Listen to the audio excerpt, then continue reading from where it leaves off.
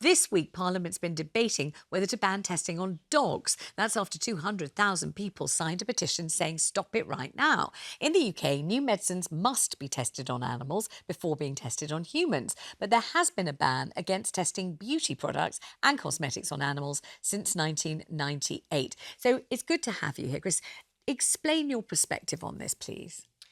The whole point of animal testing is that to fail to do it would have greater suffering. We've had a blanket ban on painful experiments since 1876, and you apply for an ethical exemption showing what else you've considered and showing that there's no other way to proceed forward. So, for example, I mean, what might you be testing that would quite rightly be, in your opinion, tested on animals, for example?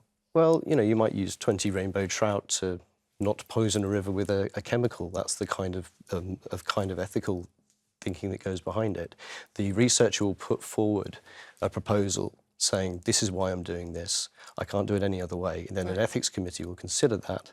And if they agree with that, then it will go forward and be an exemption to that ban. All right, how do you feel about that? 20 rainbow trout to test a chemical that might be put in a river? Horrendous. I was one of the people that signed the petition. I was meant to be in Parliament on Monday, and because of work, I couldn't be there. I really believe that we don't need to test on animals, certainly for products like cosmetics, things that you and I use on our skin. But are we still testing cosmetics? No. Well, I believe we do. In there, I thought we did. No, I'm afraid we don't. In any way, shape or form? No, we don't do the ingredients. The cosmetics ban was 97, the ingredients ban was 98. There was talk about bringing it back because we discovered that some things we thought were safe in cosmetics were actually not. They were endocrine disruptors. They cause cancer, infertility, stillbirth, that kind of thing. And it wasn't showing up in the non-animal methods.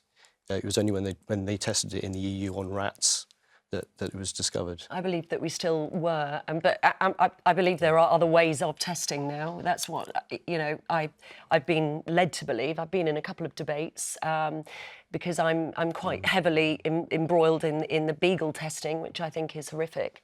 The fact that we are testing on, it's not great testing on any animal, but also the reason we test on beagle dogs, and some people at home might be sat there with their beagle down there on the floor while you're sat on the sofa watching us on the TV and you're looking at your beagle. Do you know why they test on beagles? Because they're very docile. Because they're placid. Yes. They let it happen. Yeah. And it's the treatment of the animals. It always comes back, for me, treatment of animals. All right, so Kirsty obviously speaking very passionately. Yeah, but it would help, Chris, if you would explain, for example, what might happen if a drug, for example, were not tested on animals. What might be the result of that? Well, in terms of suffering we see in the animals, there are only 4 severe outcomes out of 3,770 beagle experiments in 2023. But about a quarter were moderate, which is a passing discomfort. But we wouldn't have caught those if our non-animal methods worked. We use our non-animal methods first, and you only scale up to an animal where we've exhausted their potential. There are some things which people will claim will work in the brochure or whatever, but they need to be validated as actually working. If you don't and then test we can on bring animals, them in. what do you test on? How do you test that is non-animal testing, for example? Well, we use tissues, cell cultures, organoids, organs on chips. Do we need to test on beagles? Do we need to breed them to then put them in this lab and lorry loads of dogs go in to this particular facility, which I think we've seen all over all over our social media channels, It is so distressing. And also, those animals are left there. It's like a kennel. You can hear the barking, and these are animals that are then. They rehome a lot. What sorts of things are they testing on beagles? Mainly medicines, human medicines, also pet medicines. Right. And pesticides, I believe. It's a very small amount, but that's mainly on mice and rats. You wouldn't normally do that. But I think it's actually they got a bit confused, probably the campaigners, because there's a safer pets designation. Let's talk to Jane in Lincolnshire first. Hello, Jane. Hi there. What do you think about it? I'm really furious listening to that gentleman in hyphens. How dare him say that? How dare he say what? What has he said, Jane, that has made you so angry? The testing on animals, there is no need for it, and we are still testing on animals. The Botox, for example, was tested on animals, and they're being killed after.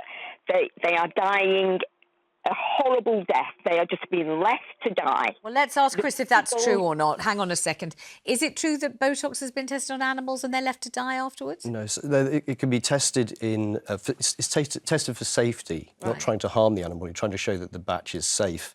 That wouldn't be beagles or anything like that. That would be mice. It's still an and animal, rats. though, isn't But are they It is an animal, all but- batches of Botox tested on animals? Yeah, because they're a medicine. It's horrendous. They're licensed for medical use, for bladder control, things like that. It's not primarily for cosmetic. OK, so yes, they're not just used for cosmetic purposes, Botox, of course.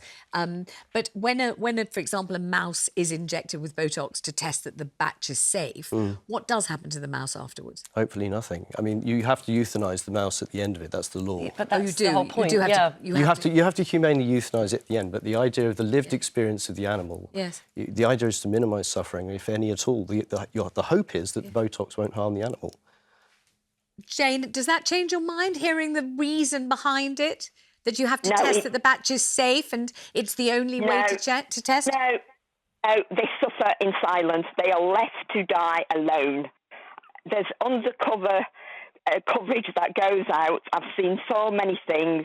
The cruelty-free information I get on a regular basis, and what they do is horrendous. Right, And what Jane, they do- thank you. Let's give Chris a chance to respond to that. Is it true that things are being covered up, that the public doesn't really know what's going on with animal testing? Every experiment is published on the Home Office website. Right. The reason for doing it, what happened, and you can see from the actual suffering comes out in statistics. Severe suffering is very rare. All right, It's let's go to mostly Lorraine mild. in Edinburgh. Hello, Lorraine. What do you think? Yes, good afternoon, Vanessa, and Hello. good afternoon, panel. I saw something on television quite a few years back, and to mention a beagle again, this poor little animal was petrified, and this ogreous type clinician was, telling him what was going to come and how he's going to feel, and I thought that was horrendous. However, having said that, Vanessa, I do feel that we do have to test them on something, and I believe that maybe some small rodents, but anything above that, I don't agree with Vanessa. And that's Thank it. you, Lorraine, very much. I mean, it usually is small rodents, isn't it? Yeah, it's rodents, then fish, then birds, then rats. Right, rodents, fish, birds, rats. You don't So feel look, okay great. Well, about any of it? rats are intelligent creatures. Yes, I know they're intelligent creatures, It but pains so are me, the it really so, does. so are the people who are being saved Well, by this. yeah. They don't consent to getting cancer. Listen. They don't consent to being diseased. Their kids don't consent to getting disease. I think it's making sure that it is regulated properly. I could talk, Do you as think you it know, is about regulated? animals. Let's ask Chris, is it regulated properly? Of course it is. I mean, it is inspected. It is rigorously looked at more than any other use of animals in society. We hear this a lot with animals, with the food. We hear it a lot.